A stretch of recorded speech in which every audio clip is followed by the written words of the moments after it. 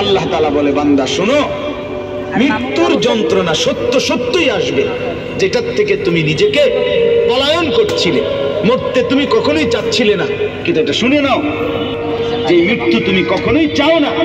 সেই মৃত্যুর যন্ত্রণা তোমার আসবেই। সাকরাতুল মউত হাত্তাকে, এমনকি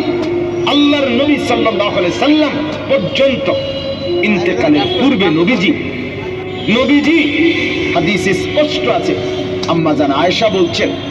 নবীজি সাল্লাল্লাহু আলাইহি সাল্লাম একটা বাটির মধ্যে পানি দিছে, আর নিজের পবিত্র ডান হাত মোবারক দিয়ে হাত দিয়া এই বাটির পানির মধ্যে চুবাইতেছিলেন, আর কপালের ঘাম মুছতেছিলেন নবীজি, আর বলতেছিলেন, লা ইলাহা ইল্লাল্লাহ ইন্না লিল মাউতি সাকারাত, আল্লাহ আপনি ছাড়া কোনো ইলাহ নাই, আহা মৃত্যুর তো বড়ই যন্ত্রণা। নবীজি বলতেছেন, খুদ রাসূল বলতেছেন, যার কষ্ট হওয়ার কোনো কারণ নেই, শুধু আল্লাহ তাআলা দেখাচ্ছিলেন, বন্ধু আপনার উম্মতের হালাত কেমন হয়। নবীজি বলতেছিলেন, হায় মৃত্যুর তো বড় যন্ত্রণা। হযরত ফাতেমা রাদিয়াল্লাহু তাআলা আনহা,